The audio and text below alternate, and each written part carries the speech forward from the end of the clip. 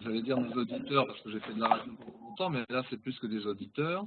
ce sont des visionneurs, des participants à cette conférence. Notre sujet, en fait, c'est la poursuite de cette analyse assez sophistiquée que nous avons commencé la semaine dernière, ce que j'ai appelé le conflit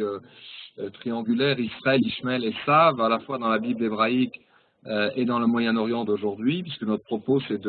d'essayer d'analyser les éléments du réel de la géopolitique avec j'allais dire, les immenses sphères de connaissances de la Torah d'Israël. Et nous étions en fait arrêtés à mi-chemin, c'est-à-dire que nous avions surtout examiné l'affrontement Israël-Ishmaël au travers des textes de la Parasha Lech Lecha et de la Parasha Vayera. Puis nous avions, dans un second temps, examiné le fait que Esav était le frère ennemi de Jacob, en parlant du projet initial d'Israël, qui était de racheter son fils Esav pour lui faire bénéficier des deux mondes, c'est-à-dire à la fois du monde matériel dont il était le souverain, puisqu'il était un homme vers l'extériorité, tourné vers l'extériorité, et en même temps essayer de le faire intégrer l'intériorité. Et que ce projet a échoué, comme nous le savons, il y a eu un choc entre les deux frères, et on en était resté un petit peu là. Si vous voulez, ce que je voudrais avec ce premier graphique, puisque tout le monde connaît ça, c'est vous rappeler qu'en fait, le Sefer Bereshit porte un autre nom d'après les Chachamim, il s'appelle le Sefer Toldot. Et Toldot, comment le traduit-on? La meilleure traduction, c'était celle du Rav Léon Ashkenazi Manitou, qui avait dit que le livre Sefer Bereshit est le livre des engendrements. Les engendrements de la famille, du peuple d'Israël et de la famille d'Abraham, en quelque sorte, ce même livre, donc, Bereshit, s'appelle Sefer Atoldot, mais aussi Sefer à Birurim. Je l'avais expliqué, Birurim, parce que, comme on le sait, à chaque étape de la constitution de la famille d'Israël, il va y avoir des Birurim, ça veut dire des choix, des éclaircissements, des affinements. Et donc, on voit bien sur ce graphique qui est très connu que Terah a eu 4 fils, dont Abraham, et Abraham va avoir Israël et Ishmaël,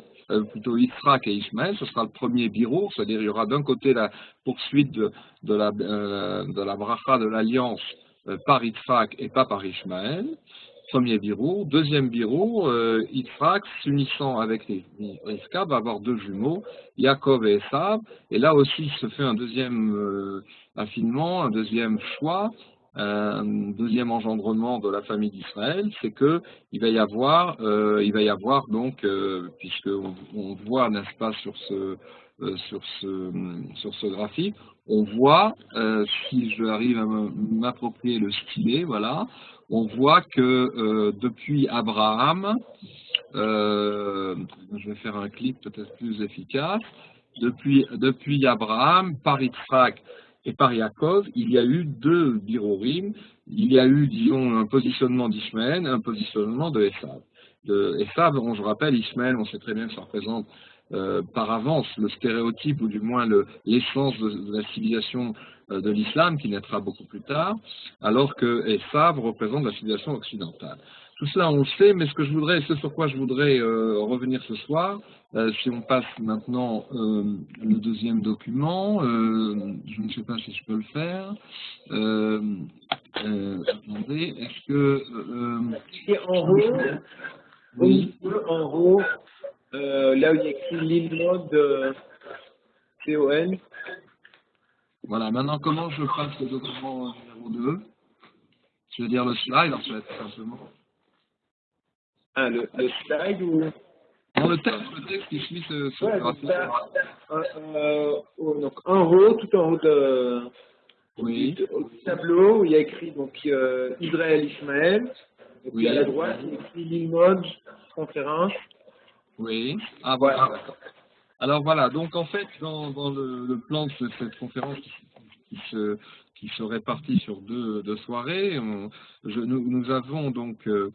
nous étions arrêtés d'une certaine manière à l'analyse du choc entre les deux frères. Et le point sur lequel je voudrais reprendre, avant d'attaquer, si vous voulez, la partie la plus géopolitique, c'est-à-dire d'examiner comment ce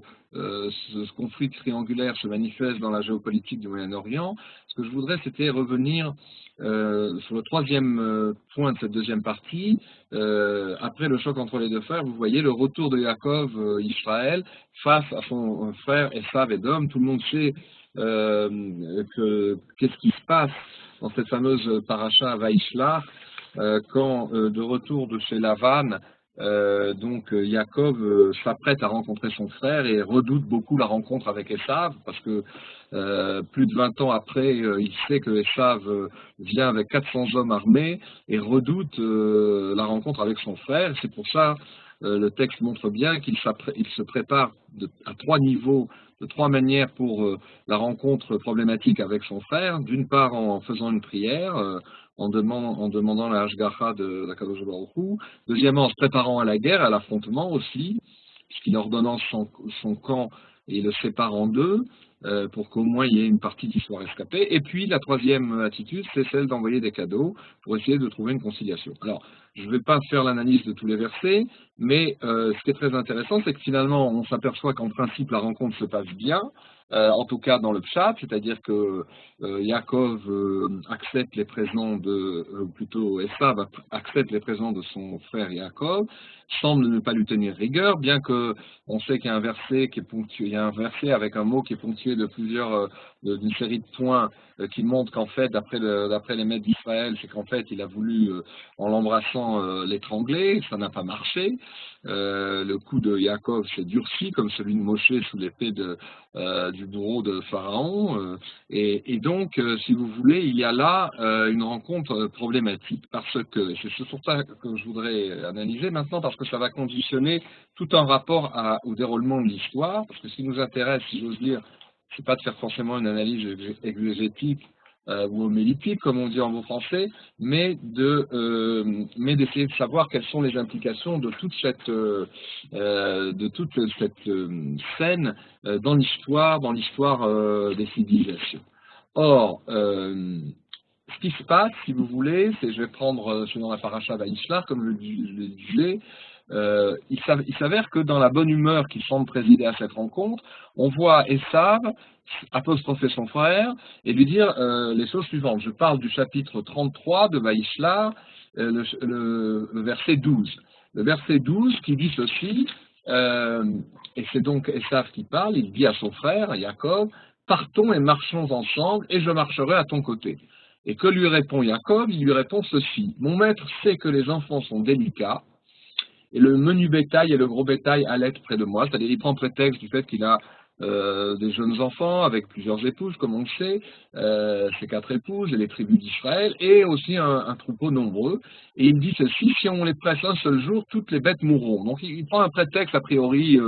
j'allais dire, lié au bétail. Et il dit cette phrase qui va faire réagir Rashi, et c'est ça qui est vraiment incroyable, parce qu'évidemment, on sait que ce qui est écrit dans la Torah, c'est un code qui donne l'essence des choses qu'il nous appartient de décrypter, non pas pour comprendre le sens littéral, mais pour comprendre l'essence cachée. Et voilà ce que rajoute au verset 14 Yaakov, en déclinant l'offre de son frère Esav, à marcher avec lui. Qu'est-ce que ça veut dire marcher? Ça veut dire faire la même civilisation, aller dans le même pas dans l'histoire. Il lui dit cette phrase, Yavor na Adoni lifne avdo, c'est-à-dire que passe donc mon maître, c'est donc Esav qui est inauguré comme maître de Yaakov, que passe donc mon maître devant son serviteur, et il poursuit, je traduis tout de suite en français, et moi je cheminerai lentement au pas de la tâche qui est devant moi, et au pas de mes enfants, jusqu'à ce que j'arrive vers mon maître à Séhir. Alors, qu'est-ce que dit Rashi? Il dit une chose extraordinaire à propos si vous voulez, de cette triple expression, c'est-à-dire il laisse passer Esav, il donne la préséance à Esav, et Rashi dit qu'en fait il s'agit de la décision par Ruach HaKodesh de Yaakov, qui savait très bien, Israël, qui savait très bien que pendant un temps de l'histoire, il y aura une préséance de la civilisation d'Esav, la civilisation de matérialistes, béhavouristes, consuméristes de l'Occident, time is donné, avec cette fameuse devise qui est gravée sur le dollar, In God We Trust, mais enfin c'est gravé non pas sur les cœurs mais sur les dollars. Et donc il annonce que la civilisation qui dominera, ce sera la civilisation de Esav, et il lui laisse la préséance. Et alors à propos, si vous voulez, du verset que j'ai cité, le dernier point, jusqu'à ce que Ad Asher Avo El Adoni Seira, c'est-à-dire jusqu'à ce que j'arrive vers mon maître à Seir. Parce que Seir, c'était une contrée qui était le territoire d'Édom. Aujourd'hui, le territoire d'Édom, c'est celui qui se trouve au nord de l'Arabie Saoudite, près du golfe d'Aqaba, à l'intérieur des terres. Et donc, il laisse Esav passer devant lui dans l'histoire en lui disant « on se retrouvera à Seir ». Puisque c'est là où tu résides. Et qu'est-ce que dit, c'est ça le Rashi bombastique, si je puis dire, que je voulais vous citer, parce qu'il est la clé de toute une compréhension des événements d'aujourd'hui. Il dit ceci, jusqu'à ce que j'arrive vers mon maître à Seir. Que dit Rashi? Je vous traduis donc directement en français. Il parle, donc Yaakov, parle ici d'un trajet beaucoup plus long que celui qu'il avait effectivement l'intention de faire pour éventuellement rejoindre son frère Esav dans cette contrée. Puisqu'il ne comptait en fait à Yaakov aller que jusqu'à Sukkot. Donc ce dont on parle, ce n'est pas un parcours géographique sur la carte du Moyen-Orient, de quelques journées de marche. Rashi dit, il s'est dit, s'il entre dans ses intentions de me faire du mal, qu'il attende jusqu'à ce que j'arrive chez lui. Donc en fait, Yaakov n'est pas allé à Séir.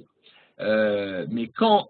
alors puisqu'il est écrit textuellement, on l'a lu tout à l'heure dans le verset 14, et noir sur blanc, il est écrit qu'il lui donne rendez-vous à Séir. Alors, en fait, c'est là où Rashi fait intervenir la tradition par War Kodesh des maîtres d'Israël, c'est que ce rendez-vous, c'est un rendez-vous dans l'histoire, non pas dans la géographie, mais dans l'histoire, dans le temps, et qu'écrit Rashi, je cite Rashi textuellement, à l'époque du Mashiach. Ça, c'est le Midrash, en faisant référence au Midrash Bereshit Rabbah, 78-14. À l'époque du Mashiach, ainsi qu'il est écrit. C'est à ce moment-là qu'il le rejoindra à Séir. Et qu'est-ce qu'il cite comme le fameux verset d'Obadiah, verset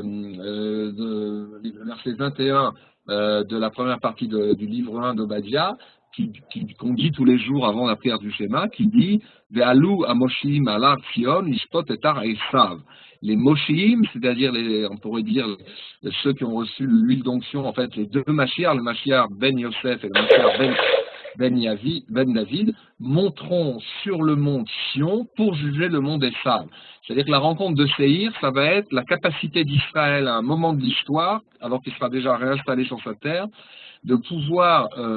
reprendre toute la mémoire de l'histoire depuis cette fameuse rencontre un peu très symbolique entre Yaakov et Esav, pour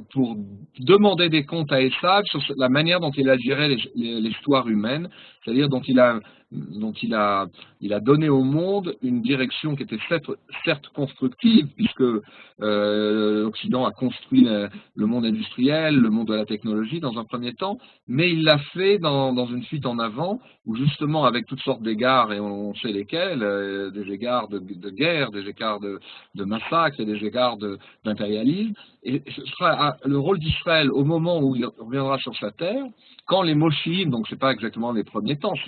il faudra le Mashiach Ben Yosef, dont on finit l'époque en ce moment, et le Mashiach Ben David qui s'approche, pour pouvoir monter sur le mont Sion et juger la civilisation d'Esav. Et c'est un enseignement faramineux, parce que ça veut dire que à un certain moment de son histoire, de sa reconstruction, le peuple d'Israël qui est sur sa terre outre le fait qu'on va y revenir tout à l'heure, qu'il va devoir gérer son conflit avec Ishmaël, qui n'est pas un conflit très simple. On a dit la semaine dernière que ce qui différenciait le conflit d'Israël avec Ishmaël du conflit d'Israël avec Esav, c'est que le premier, c'est-à-dire l'opposition Israël-Ishmaël, est en principe un conflit sur la terre, c'est un conflit territorial. Je reviendrai parce que c'est plus sophistiqué que ça dans la géopolitique d'aujourd'hui, mais disons c'est la définition qu'on avait donnée la semaine dernière. Et le conflit avec Esav est d'autant plus complexe que ce n'est pas un conflit a priori territorial, nous n'avons pas un conflit territorial avec le Vatican ni avec la chrétienté, bien que y a des propriétés du monde catholique, du monde du Vatican qui sont à Jérusalem, mais on n'a pas un conflit territorial, on a un conflit théologique avec eux, comme je l'ai dit la semaine dernière, parce que la dispute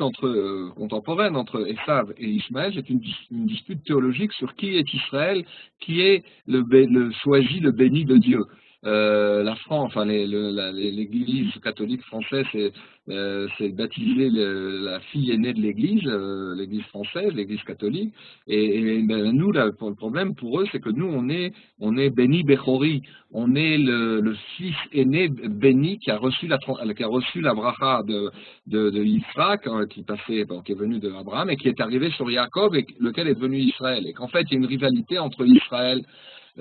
biblique qui est revenu sur sa terre et l'Israël usurpé du monde chrétien qui s'appelle le Nouvel Israël. Et donc on a un conflit théologique. Alors ça on l'avait expliqué la semaine dernière, mais ce que vient nous annoncer ce Rashi que je n'avais pas eu le temps de développer, c'est une perspective historique qui montre qu'à un certain moment dans l'histoire même du retour d'Israël, et donc le moment c'est en principe la jonction entre, parce qu'on parle des deux Meshichim, même si le mot c'est les Amoshiim, ceux qui ont reçu l'onction. À vrai dire, ce sont les deux rois Messi, le roi Yosef et le roi incarné par David, ou en tout cas leurs successeurs, vont avoir la capacité sur le mont Sion, c'est-à-dire depuis Jérusalem, de faire le procès de Esav. Et je dois vous dire quelle est l'application j'allais dire pas forcément immédiate, parce que c'est pas quelque chose que la société israélienne, dans l'état où elle est, peut aujourd'hui assumer, mais c'est quand même intéressant que devant nous se dresse une perspective, c'est qu'à un certain moment de sa marche vers l'unité, de sa prise de conscience, qu'on espère tous allant s'accélérant, eh bien, il y aura une capacité face aux accusations usurpées, on en reparlera évidemment tout à l'heure, de Esav qui prend la cause d'Ishmaël et qui s'est associé à Ishmaël dans le fait de vouloir déloger Israël de Jérusalem et de Eretz Israël, eh bien, il y aura à un certain moment, pas simplement des répliques poussives et des répliques auto-justificatrices d'Israël qui veut toujours se donner de bonnes raisons, il y aura des répliques offensives et il y aura un procès, entre guillemets, je ne sais pas si ça prendra la forme d'un tribunal comme celui de Nuremberg, mais il y aura un procès, même au sens latin, un procès, un talir, un phénomène, si vous voulez, où la société israélienne passera au crible l'histoire en demandant des comptes, et c'est ça un procès, en demandant des comptes à la civilisation occidentale pour tout ce qu'elle a fait, pas simplement contre Israël, mais contre l'humanité. Et si vous voulez donc, il faudra qu'il y ait une espèce de force catalysante, qui est celle d'ailleurs des deux Meshichim, des deux Mashiach, Ben Yosef puis Ben David, pour pouvoir donner le souffle aux élites intellectuelles d'Israël, aux élites juridiques peut-être, historiens, psychologues, sociopsychologues, chercheurs, évidemment rabbins et érudits, pour ensemble, formant un immense brainstorming, non pas faire un procès, encore une fois, comme la Cour internationale de justice essaie de nous faire des procès à nous, mais d'ouvrir finalement les livres de l'histoire, d'ouvrir les livres de contes, ce fameux livre dont on parle dans la Megillah d'Esther, le roi qui ne pouvait pas dormir, le roi qui, oui, ça fait ouvrir le livre des chroniques. Eh bien, à un certain moment de son histoire, on espère pas trop lointain, eh bien, la société israélienne et ses élites, pas dans l'état où elles sont actuellement, mais les choses peuvent se retourner rapidement, eh bien, elle aura la capacité d'assumer depuis le mont Sion, depuis Jérusalem, de demander des comptes à la civilisation occidentale et de couper court à ces critiques morales. Et je crois que l'une des têtes de chapitre qui inaugurera ce procès fait par Israël aux nations, et surtout à Esav pour commencer, ce sera lui dire, mais comment osez-vous vouloir nous donner des leçons de morale pour nous dicter notre attitude vis-à-vis d'Ismaël avec lequel nous sommes en guerre dans un conflit territorial, alors que vous avez mené l'histoire de manière complètement sanguinaire, sans aucun comportement moral. Et je dis souvent parce que j'ai fait par ailleurs une recherche académique en France sur le comportement moral de Tsahal dans toutes les guerres d'Israël, et notamment les guerres menées à Gaza ces dernières années, c'est que justement les armées d'Occident et les gouvernements occidentaux au niveau de leurs élites, savent pertinemment qu'Israël se comporte de manière morale sur le champ de bataille et que les Juifs restent des hommes sur les champs de bataille, contrairement au comportement, disons, de toutes les guerres impériales, de toutes les guerres de colonisation, toutes les guerres menées jusqu'à la Seconde Guerre mondiale, d'ailleurs, sans parler de la guerre du Vietnam, et ni des guerres menées par les Américains aujourd'hui en Afghanistan et ailleurs, et en Irak. Israël, même alors que les combats se déroulent à quelques centaines de mètres de sa frontière, et de Sderot et de Beersheva, quelques kilomètres, eh bien Israël s'est toujours comporté de manière morale, et les armées occidentales le savent, les dirigeants occidentaux le savent, et d'une certaine manière, je le dis toujours, et je termine cette seconde partie de notre analyse en disant ceci, c'est que, en fait, ce procès de Esav, il ne faut pas le concevoir comme c'est un process, si vous voulez, comme on dit en hébreu, en anglais, c'est une histoire en devenir. C'est-à-dire que la moralité de Tzahal, dans les détails, les armées occidentales le savent d'autant plus qu'elles font sans cesse venir des officiers, des hauts officiers de l'état-major de Tzahal dans les écoles d'officiers des armées de l'OTAN, par exemple des pays membres de l'OTAN, parce que tous savent que Israël, alors qu'il joue son existence dans ces guerres, et ce n'est pas des guerres impériales, c'est des guerres de défense, eh bien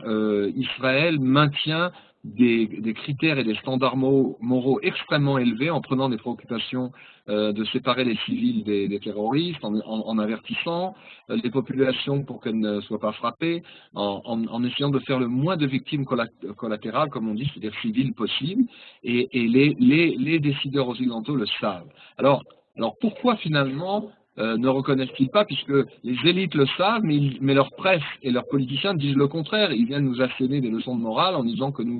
Tzahal est une armée brutale, c'est la soldatesque israélienne, etc. Pourquoi? Parce que justement, c'est ce que j'expliquais tout à l'heure, c'est un petit peu nuancé, c'est un peu complexe à comprendre, mais je crois qu'on peut le comprendre, c'est que le procès de Esav a déjà commencé par à la fois l'existence d'Israël. L'existence en tant que telle d'Israël est un déni de la théologie chrétienne, ça on peut le comprendre, parce que nous sommes revenus sur notre terre et nous avons fait revivre la langue hébraïque et nous ne sommes plus des juifs errants, ni des juifs du livre, ni des juifs de la terre, avec une société, une agriculture, des institutions, mais surtout quand nous faisons la guerre, là on nous attendait au tournant, eh bien nous faisons la guerre de manière humaine, et qu'un juif reste, la plupart du temps, il y a évidemment des bavures, mais d'une manière générale, le juif reste un homme sur le champ de bataille, et n'a pas la soif du sang. Or, cette attitude qui a été analysée, qui est connue des grandes nations occidentales, celle des Esav, elle constitue en soi un procès qui est fait à Esav, parce que nous brandissons devant eux, grâce à ce comportement moral de Tzahal, dont je pourrais donner des preuves, ce n'est pas le sujet ce soir, mais les preuves, elles existent au niveau juridique, factuel, c'est tellement évident, eh bien nous brandissons devant la mémoire des Esav, devant l'histoire des Esav, nous brandissons un immense miroir qui reflète si vous voulez, qui leur renvoie à leur attitude, et ils savent très bien comment, avec le sabre et le goupillon, comment avec les armées impériales de toutes les époques, ils ont mené des guerres sans aucune mansuétude, en massacrant des populations entières à toutes les époques. Or, de voir Israël revenu sur sa terre, devoir mener des guerres, parce que c'est une nécessité, mais faire des guerres, disons, qui ne soient pas des hécatombes, et qui soient surtout des guerres propres et morales, contrairement à ce que disent les médias, eh bien, ou ce que dit la propagande palestinienne, c'est quelque chose qui est proprement insupportable au second degré, parce que, si vous voulez, ça renvoie Esav à cette fameuse réflexion qu'avait faite justement le Esav biblique quand il vend son droit d'aînesse, on en avait parlé la semaine dernière, et qui lui dit, qui accepte de vendre son droit d'aînesse à Yaakov en lui disant peu m'importe de garder le droit d'aînesse puisque Ani Olech Lamoud, je vais mourir. La civilisation du néant, de l'être et du néant, sème la terreur sur les champs de bataille et ne supporte pas de voir Israël mener des guerres propres et des guerres morales, si tant est que ça puisse se faire, parce que c'est évidemment toujours très délicat. Et donc, si vous voulez, en fait, le procès fait à la rencontre de Séhir, dont nous voulions parler, a déjà commencé par les guerres d'Israël et surtout les guerres de Gaza, parce que, si vous voulez, le souci moral au péril de la vie des soldats israéliens. Et je pourrais donner des exemples très nombreux. Les officiers de terrain, quelquefois, ont refusé de faire bombarder des endroits où se trouvaient des terroristes qui avaient en otage justement de trop nombreux civils, ou même, est-ce que vous savez que dans les 3 dernières guerres de Gaza, en 2012, celle de 2008, 2012 et 2014, sous Ketan, à peu près 60% des opérations de Sikul Memoukad, c'est-à-dire d'élimination ciblée prévues par l'armée israélienne pour, en temps réel, grâce aux drones, éliminer des terroristes qui se baladaient dans leur voiture ou sur leur mobilette ou leur moto avec des missiles qu'ils allaient tirer. 60% de ces opérations ont été annulées par le QG des forces aériennes du sud du pays, donc qui faisaient la guerre à Gaza, au prétexte que les drones transmettaient des images montrant que si on annihilait ces 3 ou 4 terroristes, ou ces 2 terroristes dans leur véhicule, eh bien, on allait tuer des dizaines, voire des trentaines de civils, et que donc l'état-major a pris le risque que ces gens poursuivent leurs actes terroristes pour ne pas tuer des civils palestiniens. Alors, est-ce justifié, pas justifié, c'est pas le problème, mais les armées occidentales savent que le combattant hébreu, le combattant juif d'aujourd'hui sur le champ de bataille, reste un homme et n'est pas une bête. Et c'est en cela que commence le procès des sages. Il a déjà commencé. Alors, donc nous en avons terminé, si vous voulez, avec le retour, ce que j'appelle le retour de Jacob Israël face à son frère Esav Edom. Et ce que je voudrais maintenant, en citant quelques auteurs contemporains, comment je vais avoir la suite du slide, ça c'est toujours un problème parce que je ne suis pas un excellent technicien. Comment passe-t-on à la deuxième page de ce slide? Alors, attendez. Voilà, enfin, en tout cas, est-ce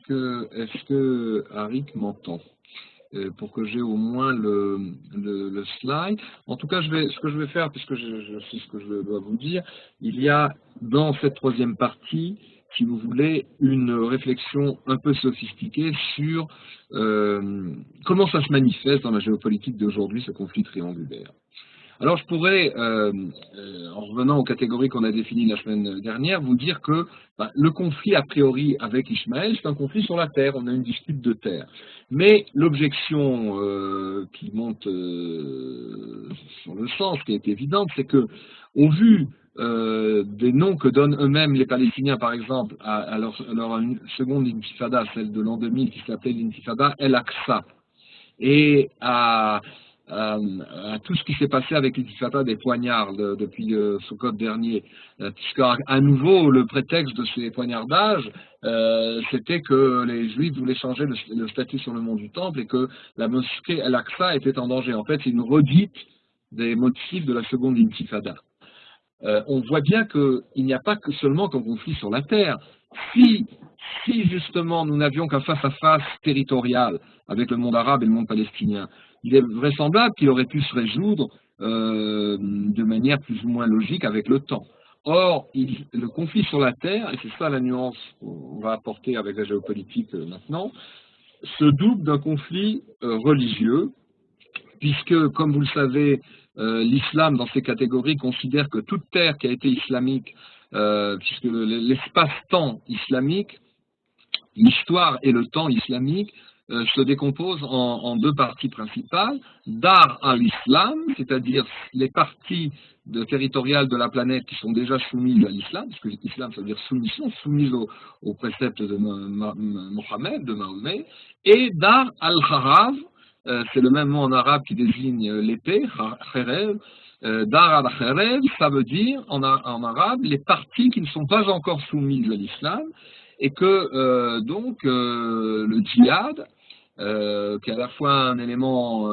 une motivation de l'individu et collective dite spirituelle et militaire, le djihad va pouvoir petit à petit récupérer ou conquérir parce qu'ils n'ont jamais été islamiques, ou récupérer quand ils ont été islamiques. Et donc c'est, si vous voulez, la conception du temps dans l'islam, c'est ça qu'il faut comprendre. La conception du temps chez Ismaël, c'est que l'histoire n'est pas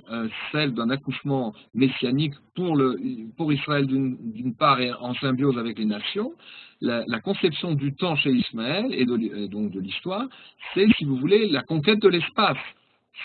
on préserve l'espace déjà islamisé et on a une stratégie de pénétration, de conquête dans l'espace qui n'est pas encore islamique. Alors, quant à l'espace qui a déjà été une terre islamique, comme ce fut le cas pendant plusieurs siècles d'Eretz Israël, qui a été occupé par toutes sortes d'occupants, vous le savez, mais entre autres aussi, depuis Salah ad-Din, par les tenants de la religion musulmane, et bien évidemment que pour eux, cette terre doit redevenir islamique, et c'est d'ailleurs pourquoi la tendance du mouvement palestinien la plus claire au plan religieux, c'est-à-dire le Hamas ne veut faire aucun compromis, ne reconnaît pas Israël dans ses frontières d'avant 67 et veut bouter les Juifs et veut créer la Grande Palestine sans aucune concession. En fait, ce que le Hamas dit tout haut, ce que le Fatah n'ose pas dire, mais parce qu'il a une stratégie de vitesse, lui, une stratégie de démembrement de l'État d'Israël par étapes, mais le Hamas dit tout haut la loi de la charia. C'est-à-dire, et c'est d'ailleurs dans la charte, ce que je veux dire là se trouve dans la charte, aussi bien la charte du Hamas que la charte d'ailleurs de l'OLP, qui n'a pas été amendée à ce niveau-là, c'est qu'ils définissent les Juifs non pas comme un peuple, ils disent que les Juifs sont une des trois religions du livre, et comme il ne s'agit pas d'un peuple ni d'une nation, ils n'ont droit à aucune souveraineté dans aucun endroit. C'est-à-dire le noyau dur du fait que l'Ishmaël régional, celui auquel on a affaire, le palestinien entre autres, ne veut pas reconnaître le caractère juif de l'antiquestionnisme, comme ils disent, ou de l'État d'Israël. Alors le Hamas, de toute manière, il ne veut rien reconnaître, mais même le Fatah de M. Abou Mazen, qu'on nous présente comme un modéré, ne peut pas, pour des raisons théologiques, reconnaître donc le caractère juif de l'État d'Israël, qui était une des conditions mises par le gouvernement israélien à un éventuel accord dit de paix, parce qu'il considère dans la définition que les Juifs qui vivent ici ne constituent pas un peuple, mais une religion, et en plus, ils ont, grâce aux Russes et à la falsification bolchevique, considèrent que les Juifs qui viennent des quatre coins de la Terre depuis l'époque, depuis plus d'un siècle, mais surtout depuis ces dernières décennies, tous les Juifs qui peuplent Israël ne sont pas vraiment les descendants du peuple d'Israël. Ça, c'est la négation habituelle qu'on connaît, mais disons, la raison religieuse, c'est de nier à Israël le fait qu'il est une nation, un peuple-nation. Et donc, de lui nier tout droit à la souveraineté, en plus sur une terre qui est islamique. Vous voyez que c'est la quadrature du cercle. Or, nous avons donc aussi un conflit religieux, c'est-à-dire qui n'est pas, du point de vue d'Israël, mené pour des raisons religieuses. Nous avons, comme je l'ai expliqué avec l'explication donnée par le professeur André Neher, nous sommes le seul monothéisme, d'ailleurs très intéressant, le monothéisme hébraïque, qui est le monothéisme pur, originel, est le seul qui a été chassé de son centre et dont toute l'histoire consiste, depuis les quatre coins du monde ont été exilés, à revenir vers Jérusalem, revenir vers notre centre. Nous sommes animés d'une force centripète, avait expliqué le professeur Neher, qui fuit les extrêmes et les points de la diaspora pour revenir vers son centre, Jérusalem et Sion. Alors que les deux autres monothéistes, le monothéiste catholique, ou du moins chrétien, si on prend dans le sens de l'histoire, puis le monothéisme islamique, musulman, partent d'un centre, qu'il s'agissait, je l'avais expliqué la semaine dernière, ou de Constantinople, ou de Rome ensuite, et évidemment de la Mecque et des Médines, partent d'un centre et, à partir de ce centre, repoussent la frontière le plus loin possible, font des prosélytes par la violence et essayent, si vous voulez, d'augmenter la surface territoriale par les conquêtes de ce monothéisme. C'est-à-dire que c'est une force qui est en fait centrifuge. Et il y a une antinomie totale entre la vocation d'Israël, qui est le retour messianique sur une terre pour amender l'humanité aussi, pour qu'Israël devienne un laboratoire ce qu'on explique, c'est Mamlechet Kohanim ve Goy Kadosh, ça veut dire quoi en termes modernes? Mamlechet Kohanim, c'est un peuple de gens exemplaires, et Goy Kadosh, qui est un laboratoire pour l'humanité, qui aidera l'humanité à prendre conscience de qui dirige le monde. Et en fait, si vous voulez, c'est antinomique avec la vision impériale et de la religion chrétienne, et évidemment la religion musulmane qui fait beaucoup parler d'elle aujourd'hui. Alors au plan géopolitique, il y a des centaines d'exemples. Quand ce fut à la fin des années 60, après la libération de la Judée et Samarie, de Jérusalem et du Golan et de Gaza, quand un éminent représentant du Vatican, Monseigneur Capucci, pour ceux qui connaissent l'histoire du Moyen-Orient, qui était le représentant du Saint-Siège, comme on dit, du Vatican à Jérusalem, transporte des centaines d'armes dans ces voitures qui sont censées ne pas être, je dirais, fouillées par les Israéliens, parce que c'est un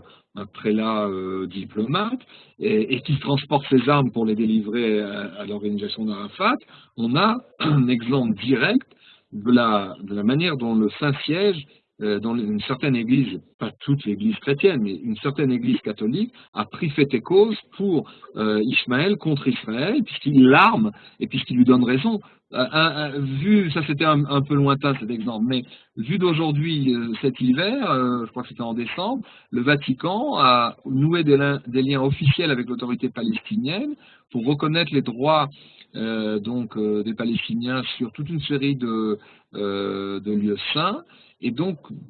court-circuite complètement la présence d'Israël et le droit d'Israël sur ces lieux saints. C'est bien une manière qu'a le monde catholique, de manière démasquée, puisqu'il s'agit bien du Saint-Siège et du Vatican, de prendre parti contre Israël et pour Ishmaël. À un autre niveau,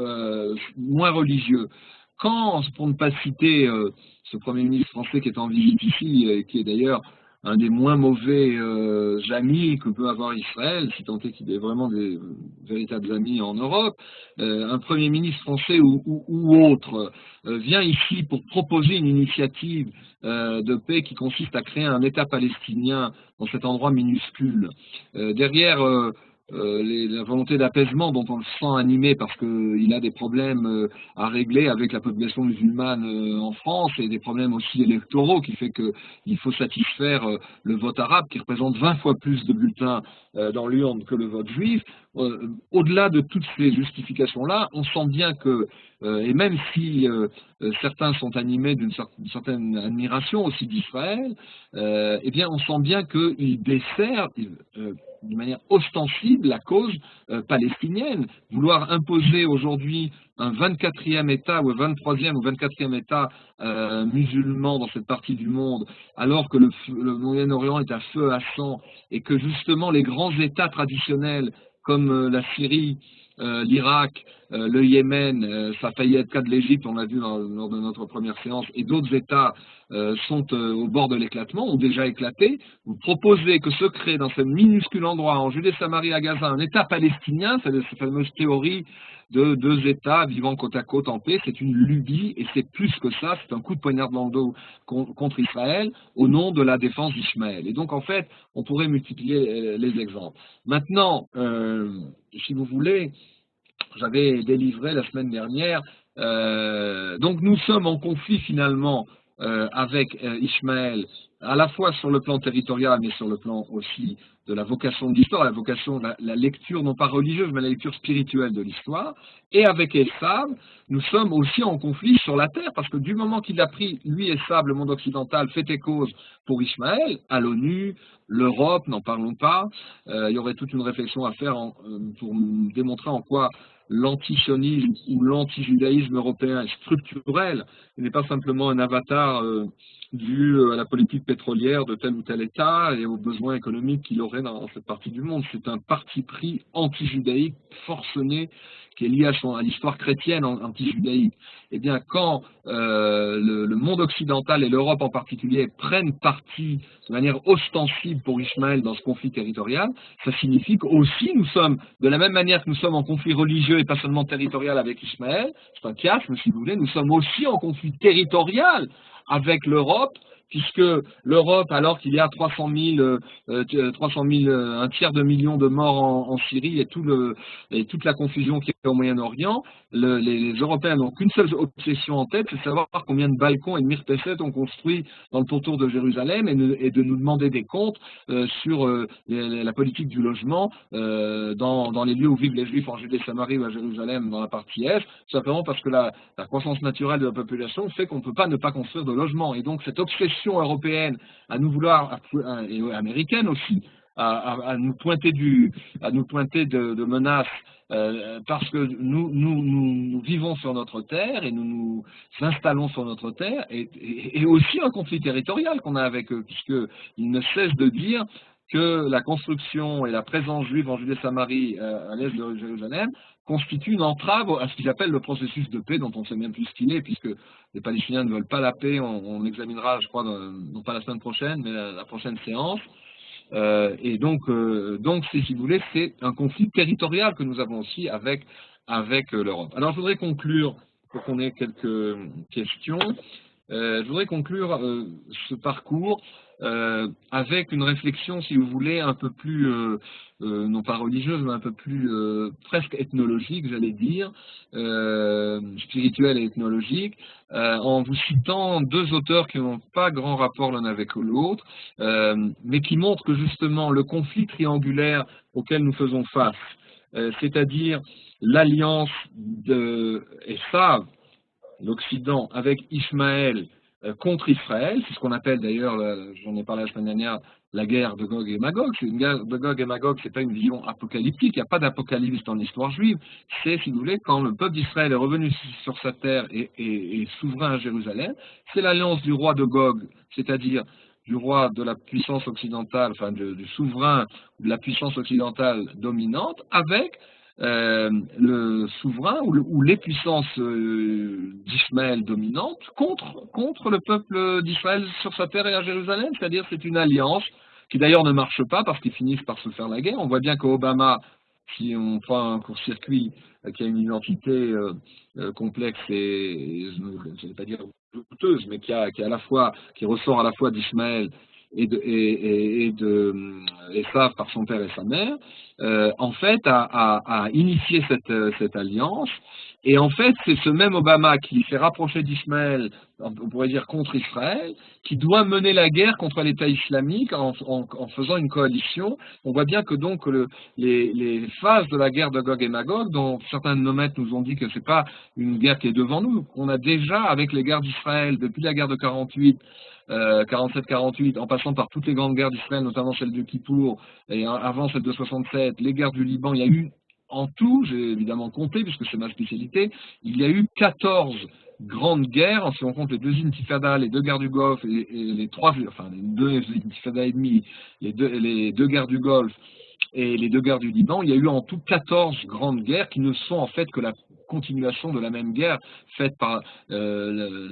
Ishmaël contre Israël depuis que nous sommes sur notre terre. Et en fait les maîtres d'Israël ont dit que la guerre de Gog et Magog avait déjà franchi certains de ces épisodes. Donc finalement la guerre qu'a voulu initier Obama et le Malbim, j'en avais parlé la semaine dernière, nous dit qu'un des aspects de cette guerre de Gog et Magog, c'est pas forcément des charges sur le champ de bataille, c'est une alliance qui peut-être se manifeste sur le plan diplomatique, sur le plan aussi économique, avec le boycott d'Israël. Bref, ça peut ne pas être une guerre au sens premier du terme. Or, nous avons donc, si vous voulez, les chevaux assez complexes à démêler de cette alliance, donc qui est en train de se défaire finalement petit à petit. Nous savons bien, et ça rejoint aussi une des données que j'avais voulu expliquer, que je vais maintenant développer en quelques mots, c'est que nos maîtres nous disent que l'histoire juive, si vous voulez, c'est aussi les lettres du Shem Hashem qui permet de la lire. Si on lit le Shem Hashem, non pas de gauche à droite dans le sens de la lecture hébraïque, mais de droite à gauche et un vecteur historique, nos maîtres nous disent, à part l'exil égyptien, qui est hors la civilisation égyptienne, qui est prototype, c'est-à-dire qui reprend toutes les autres, c'est que la dernière lettre du nom du tétragramme représente l'exil le premier exil de Babylone. Le Vav représente l'exil de la Perse, le He, le premier dans le sens de la lecture, représente l'exil de la Grèce, et le Yud, c'est l'exil d'Édom, l'exil le plus long, l'exil occidental que nous subissons encore d'une certaine manière. Et nos maîtres nous disent qu'il y a, et c'est le Maharal de Prague qui dit ça dans Ner Mitzvot, le petit ouvrage très percutant qu'il a fait sur Hanouka, il explique qu'il y a un cinquième exil, c'est-à-dire forme de domination d'une civilisation qui veut s'imposer aux autres de manière totalitaire, qui s'impose d'abord à Israël, eh bien c'est le code du Yud, c'est-à-dire qu'à l'intérieur du Yud, il y a le code du Yud, et c'est ça Ishmaël, nous explique le Maharal de Prague, et c'est justement le dernier barrage qui se met devant nous pour nous empêcher alors que nous sommes à Jérusalem et sur notre terre, pour nous empêcher d'être et de monter sur le mont Sion, justement, dont je parlais tout à l'heure. Et ce n'est pas un hasard si, contrairement à ce que les Ismaélites et les islamistes répètent depuis la première intifada, et même avant, puisque l'idée que Al-Aqsa est en danger, c'est venu du Cheikh Salah, le chef du mouvement islamique israélien, qui avait dit déjà à la fin des années 90, donc vers 97-98, il avait lancé la campagne « Al-Aqsa est en danger ». Donc les Palestiniens n'ont rien inventé, mais contrairement à ce qu'ils disent que nous, les Juifs, nous voulons changer le statu quo du monde du Temple, en fait c'est eux qui l'ont changé, puisque les deux mosquées qui existaient en 67, au moment où on a libéré Jérusalem, à savoir le dôme du Rocher et l'Aqsa, justement, le dôme doré, en fait, ils en ont construit depuis deux autres des mosquées, et ce sont eux qui, en fait, essayent de verrouiller l'accès des Juifs au monde du Temple pour des raisons purement théologiques. Et donc, si vous voulez, je voudrais, parce que je l'ai promis, vous lire quelques lignes d'un grand ethnologue français, le plus grand des ethnologues français, qui s'appelle Lévi-Strauss, et qui, finalement, dans un écrit assez célèbre, renvoie la balle aux dirigeants de l'Europe et aux dirigeants français en leur disant, enfin, sans le dire dans ces mots-là, mais en leur disant finalement, vous vous laissez abuser, vous vous laissez, je vais dire, conquérir, d'abord au niveau démographique et spirituellement ensuite par l'islam, mais voilà ce qu'il disait, il disait, je vais vous citer la référence, c'est dans un extrait de Triste Tropique, fameux livre de Claude Lévi-Strauss, et aussi il a fait un rajout en 2002 que je vais vous citer. Alors qu'est-ce qu'il dit dans Triste Tropique sur Ismaël? Il dit ceci: les brefs contacts que j'ai eus avec le monde arabe m'ont inspiré une indéracinable antipathie. Il m'a fallu rencontrer l'islam pour mesurer le péril qui menace aujourd'hui la pensée française. On ne peut que constater combien la France est en train de devenir musulmane. Donc, il disait ça dans les années 70.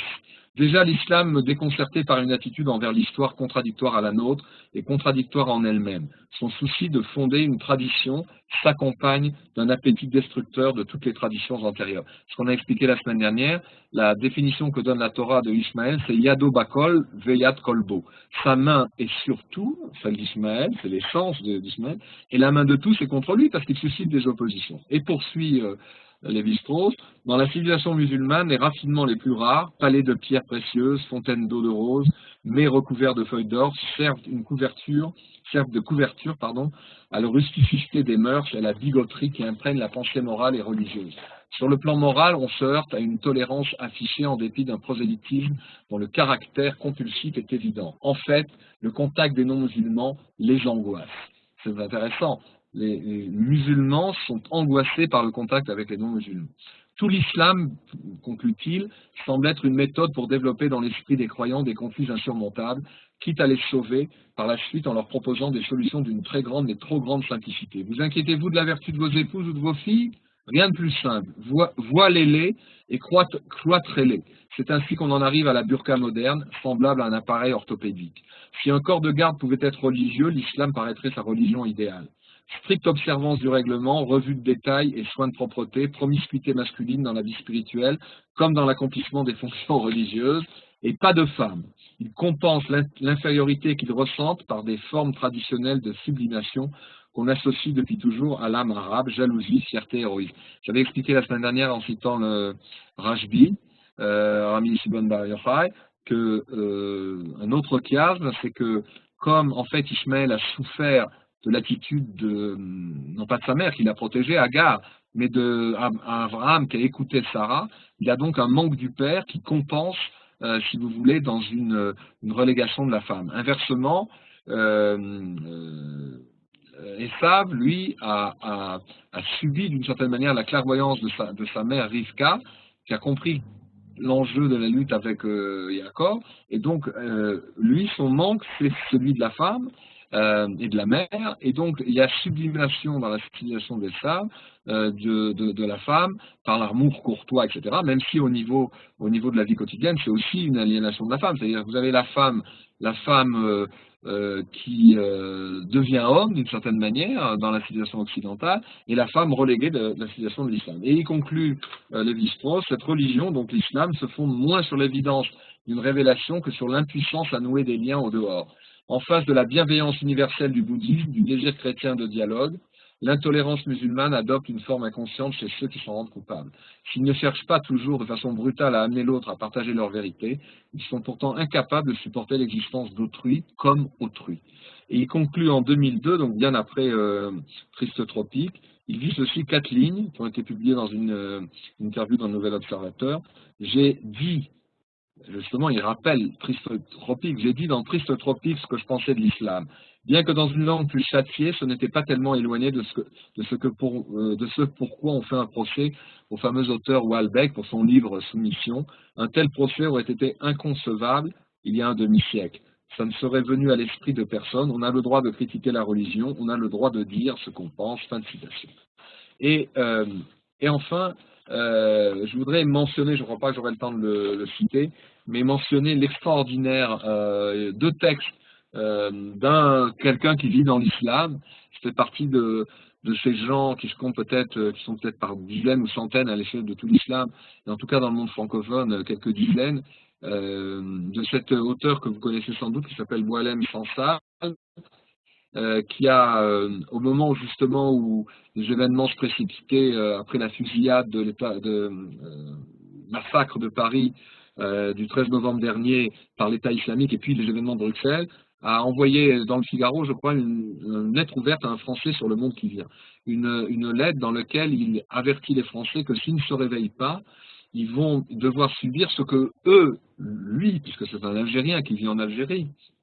Boualem Sansal, ce que déjà ils subissent en Algérie. Et il dit ceci, je vous lis la conclusion de sa lettre, qui est quand même intéressante, parce que en fait, on voit bien que le problème n'est pas moyen-oriental seulement, il est global. Il dit ceci, revenons en Algérie aujourd'hui, après avoir détruit une partie du peuple durant l'ère intermédiaire de 1990, les hordes barbares, donc islamiques, s'apprêtent à recommencer. Je ne suis sûrement pas le seul à les voir, occuper les rues de l'Algérie, remplir les mosquées, sillonner le pays de jour comme de nuit, reformer des hordes, organiser des réseaux, ouvrir des maquis, traverser et retraverser les frontières lourdement chargées. Et il dit ceci, j'espère qu'à ma prochaine venue en France, je n'aurai pas à vous annoncer la fin de mon pays. Rendez-vous compte qu'en s'effondrant, ce pays immense, c'est-à-dire l'Algérie, entraînera tout le Maghreb et le Sahel au fond de l'abîme, et le tsunami qui suivra arrivera jusqu'à la Manche. Aurez-vous seulement le temps, mes amis, de vous mettre à l'abri sur les montagnes. Fin de citation. Et en fait, ce que je vous recommande, puisque c'est aussi des lectures, je crois que justement Boualem Sansal a fait paraître un livre absolument hallucinant il y a quelques mois qui s'appelle 2084, dans lequel il raconte une fiction, qui est une fiction empruntée à l'image d'Orwell. C'est plus 1984, c'est 100 ans après, 2084. Le Maghreb et l'Algérie devenus un empire islamique qui en fait aliène complètement les populations locales, et ce livre est une analyse extrêmement pertinente de la foi aveugle. Je vais vous lire juste quelques lignes. Il développe, si vous voulez, la réflexion de son héros qui va échapper à l'imposture d'une foi totalitaire, et il dit ceci à propos de ce héros qui tout d'un coup prend conscience de l'impasse violente de la religion d'Ismaël. Il dit ceci, la révélation l'illumina, lui faisant apparaître l'être sournois qui le dominait de l'intérieur et contre lequel il voulait se révolter, et il ne voulait pas vraiment. La contradiction était flagrante et indispensable, elle était le cœur même du conditionnement. Et il explique ce que c'est. Le croyant, donc dans l'islam, même si dans son livre on ne parle pas d'islam, il donne un autre nom à la religion, un autre nom au Coran et un autre nom à Allah, parce qu'autrement il aurait plus sa tête sur ses épaules.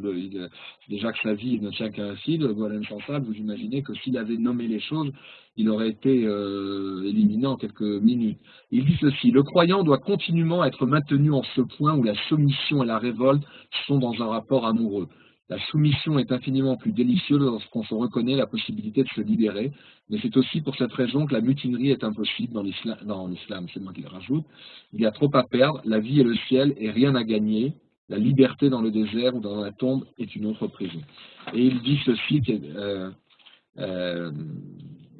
une parodie finalement, la vraie sainte religion, c'est-à-dire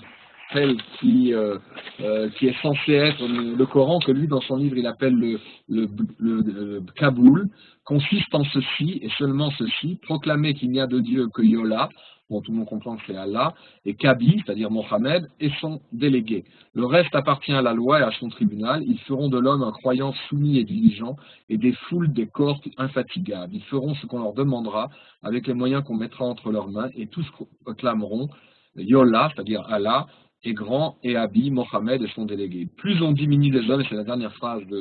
dans cette partie-là du livre, plus on diminue les hommes, plus ils se voient grands et forts. Grâce à l'heure du trépas qu'ils découvrent, hébété, c'est à l'heure, du trépas qu'ils découvrent complètement hébété que la vie ne leur doit rien, car ils ne nous ont rien donné. Et il explique que, en fait, au cœur de ce totalitarisme de l'islam politique, il y a une équivalence totale entre le bien et le mal, c'est-à-dire qu'il n'y a aucune afrana, aucune séparation entre le bien et le mal.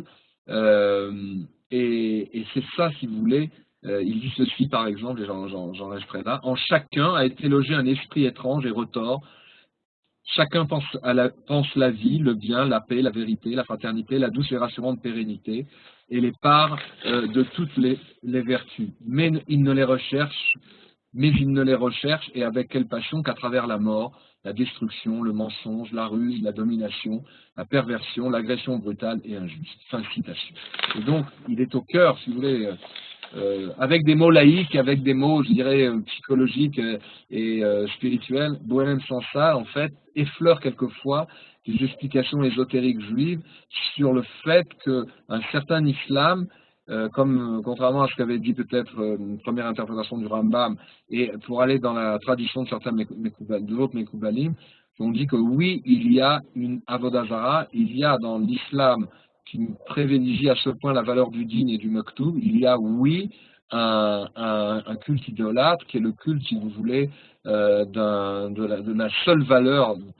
valeur unilatérale du din, qui est en fait le maktoub, et la gvoura. Et en fait, nos maîtres expliquent que le monde a été détruit, le monde d'avant celui que nous connaissons, la brisure des vases, les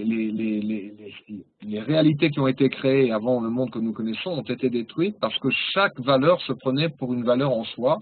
Et en fait, on a avec Ishmaël le problème d'un Ishmaël destructeur parce qu'il est campé sur une seule valeur. Et la valeur de Gvoura, de Maktoub, de Din, comme vous voudrez, c'est cette croyance aveugle. Et c'est cela qui est le danger aujourd'hui, pas seulement pour Israël, parce que nous, on a déjà fait, si vous voulez, un certain vide autour de nous, mais qui est le danger pour l'Europe, et c'est ce que l'Europe ne comprend pas. Il y aurait toute une réflexion à mener sur le fait de savoir qu'à partir du moment où l'Europe ne considère l'islam que comme une religion et pas comme une forme de domination politique, eh bien l'Europe se trompe et ça va coûter, je l'imagine, extrêmement cher. S'il y a des précisions, je veux bien les donner, mais je pense indispensable d'être revenu sur ces notions. La semaine prochaine, je signale, il n'y aura pas d'intervention de ma part parce que je serai en déplacement justement en Europe et nous reprendrons contact la semaine d'après. De toute manière, ça vous sera annoncé. Le prochain sujet va de soi, c'est-à-dire puisqu'on a parlé d'Israël, d'Ishmaël et des Slaves, la prochaine réflexion tournera autour du problème palestinien. Et on rentrera dans le vif du sujet pour savoir, en posant la question, est-ce que la question palestinienne est résolvable, un dossier résolvable au niveau géopolitique et au niveau de la région. Donc on essaiera de répondre à cette question la semaine prochaine. Je vous remercie. Est-ce qu'il y a peut-être quelques questions? Oui. Vous m'entendez? Oui, je vous écoute. Par rapport à l'arbre généalogique d'Abraham, oui. En ce qui concerne Agar et Ishmaël et ses descendants, on avait semblé comprendre qu'Agar était égyptienne et quand elle a voulu marier son fils, elle est retournée en Égypte chercher une femme. Et donc, par rapport à ce schéma, d'où sont issus ces Arabes, puisque l'Égypte est considérée comme étant un pays africain. Oui, il y a toute une, si vous voulez, en fait, il faut remonter plus haut parce que il y a la répartition qui a été faite après des trois fils de Noé. Shem, Yafet et Ham. Et donc, il est vrai que, de manière, si vous voulez, post-diluvienne, la descendance de Noé qui passe par Ham, c'est une descendance africaine. Et d'ailleurs, entre nous soit dit, on parlera la semaine prochaine, en fait, les Palestiniens, le Hamas de Gaza, c'est une excroissance des frères musulmans égyptiens. C'est, si vous voulez, c'est quelque chose qui est lié au monde africain et pas seulement au monde d'Ismaël. Mais ce qui est quand même intéressant, si vous voulez, je ne sais pas si je répondrai à votre question en disant ceci, c'est que Ismaël, dans son errance, va épouser Basmat, mais après, et il va essayer aussi, après, il va voir que ça ne plaît pas à ses parents, et il va ensuite épouser, si vous voulez, la fille, une fille de Esav, c'est-à-dire qu'on trouve dans l'errance identitaire de l'Ishmaël biblique, on trouve les deux composantes, c'est-à-dire il a essayé du côté de l'Afrique, si j'ose dire, mais après, il va essayer de faire une sorte de symbiose en épousant, si vous voulez, en épousant une autre fille. Alors, c'est le cas aussi d'Esav. Esav, dans sa propre errance, va épouser une fille d'Ishmaël. Donc, il y a une espèce de chiasme là qui montre que les deux identités se jouent à cache-cache et essayent de rivaliser avec l'identité d'Israël. C'est-à-dire que Ishmaël, quant à lui, Esav, pour sa part, en fait, vont flirter avec l'identité, disons, opposée. Et c'est quand même intéressant, il y aurait toute une recherche, même psychanalytique, à faire sur ce sujet. Mais je parlais tout à l'heure de la question de chez Esav, de la mère absente ou du manque de la mère, et chez Ishmaël, du manque du père. Et donc, si on reprend le tableau, c'est justement lié aux alliances qui vont essayer de nourrir dans leurs différentes tentatives de fonder une famille humaine. Ok.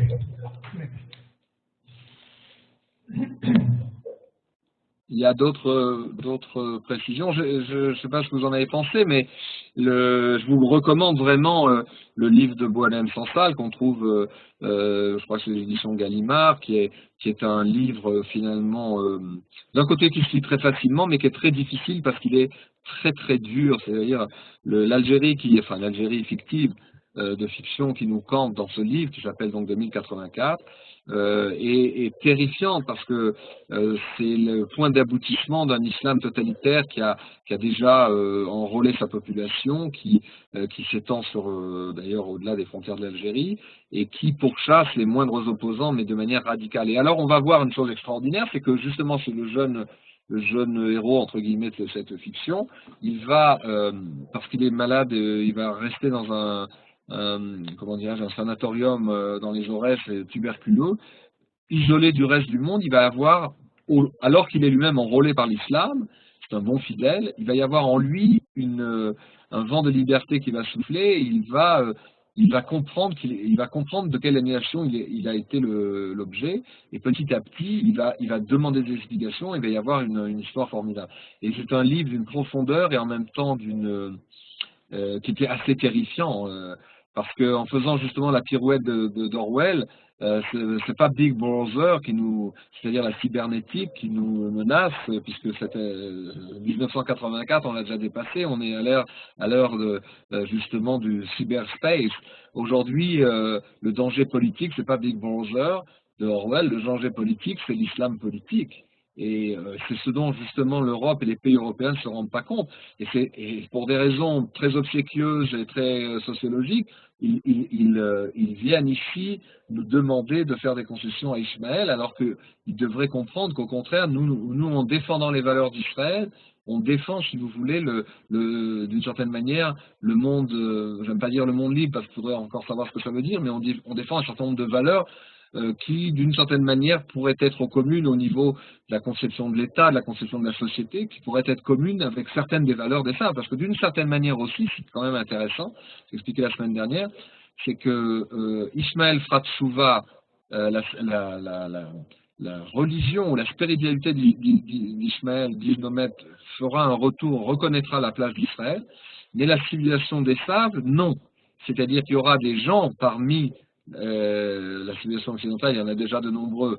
soit en gardant leur foi, soit en devenant des Noachites, soit quelques-uns en se convertissant, qui reconnaissent ce qu'est la foi d'Israël, ou la place d'Israël dans l'économie du monde, mais il n'y a pas un retour, enfin en tout cas dans les textes, il n'y a pas une teshuva globale de la civilisation des Saves. Et c'est quand même intéressant, ça veut dire qu'il y a un blocage, parce que la dispute avec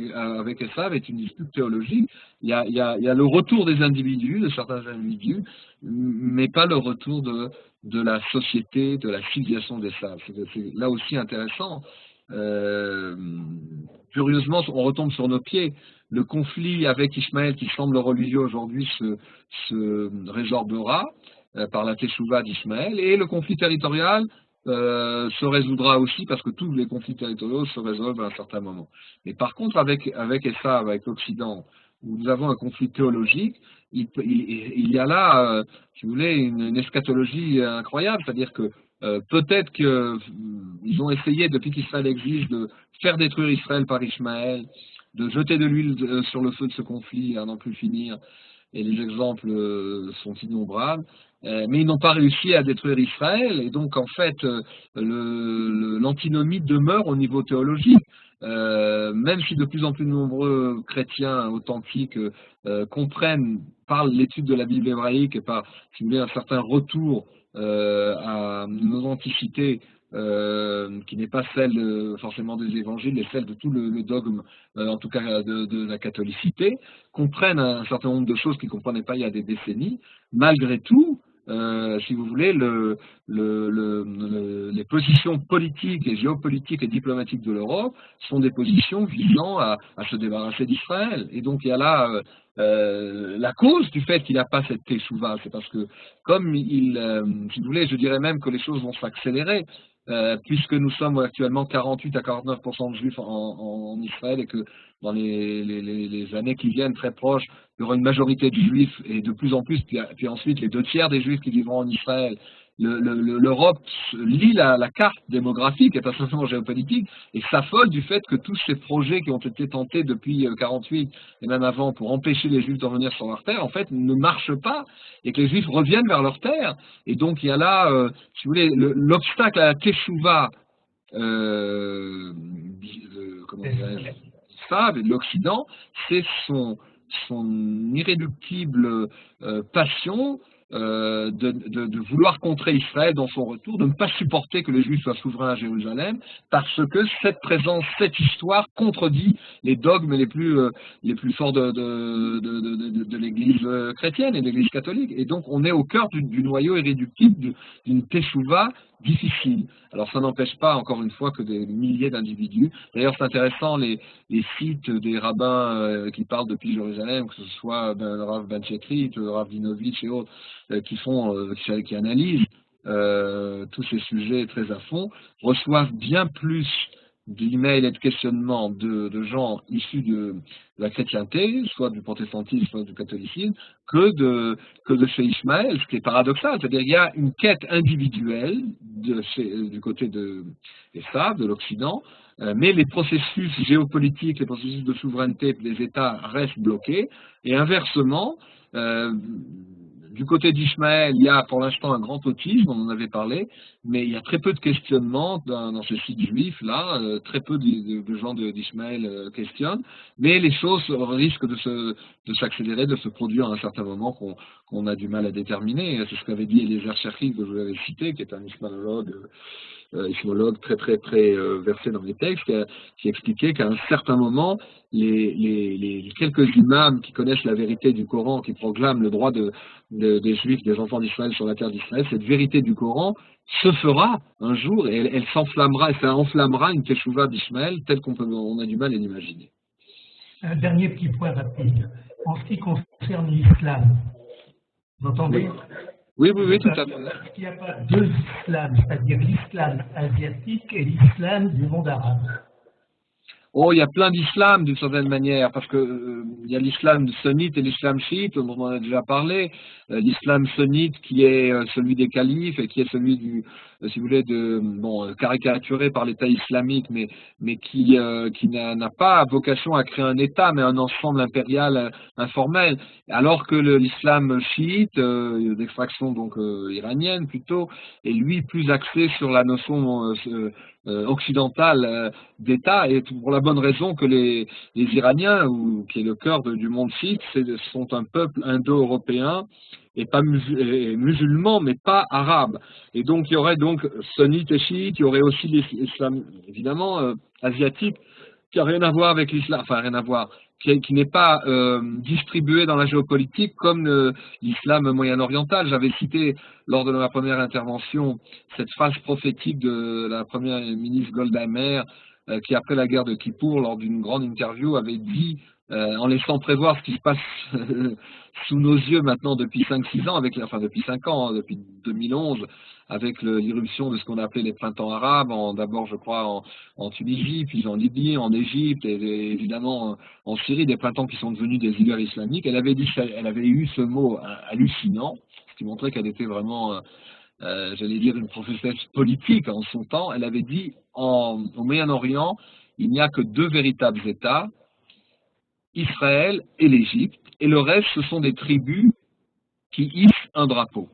Et c'est exactement ce à quoi on assiste aujourd'hui. On a des luttes intestines, à la fois intérieures au monde chiite, intérieures au monde sunnite qui s'étripent, et entre sunnites et chiites, on a un Moyen-Orient complètement, je le dirais, tribal, ethnique et clanique, qui explose devant nos yeux, alors qu'en Asie, les grands pays musulmans n'ont rien à voir. Des pays comme la Malaisie, les Philippines, c'est des pays beaucoup plus disciplinés, qui n'ont rien à voir au niveau, si vous voulez, de la sociologie politique avec le Moyen-Orient. Ok, c'est là.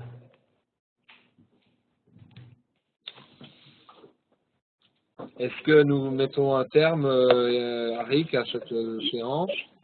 Oui, je pense. On peut continuer à discuter de ce thème énorme, actuel, important, mais il se fait quand même un peu tard. Alors, je vous remercie beaucoup. C'est vraiment très informant, très intéressant. Je pense que c'est l'opinion de tous les participants. Alors, je remercie tout le monde, les participants aussi. Et donc, à la prochaine fois. Bézard Hachem, je vous remercie à tous. Oui, je et répète. Voilà, à bientôt. À bientôt. Et je répète que la semaine prochaine, il n'y aura pas cette séance et on refixera une date pour l'analyse du problème palestinien. D'accord. Ok, merci beaucoup. Au revoir. Au revoir.